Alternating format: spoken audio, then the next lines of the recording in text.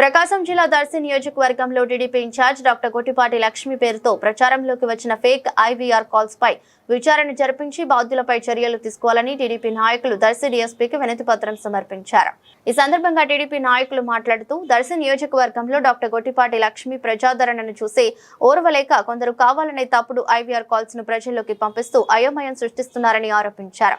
ముఖ్యంగా కాల్స్ లో డాక్టర్ గొట్టిపాటి లక్ష్మి పేరు వినియోగించడం తీవ్రంగా పరిగణిస్తున్నామని తెలిపారు.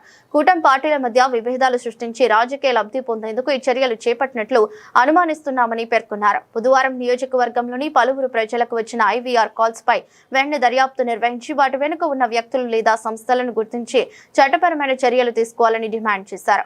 అదే అభివృద్ధి కార్యక్రమాలు వేగంగా జరుగుతుండటంతో వాటిని తట్టుకోలేక కొందరు ప్రజల్లో గందరగోళం సృష్టించే ప్రయత్నాలు చేస్తున్నారని ఆరోపించారు. ప్రజలను తప్పుదోవ పట్టించేలా ఫేక్ సర్వేలు, తప్పుడు ప్రచారాలు నిర్వహిస్తున్న వారిపై కఠిన చర్యలు తీసుకోవాలని కోరారు.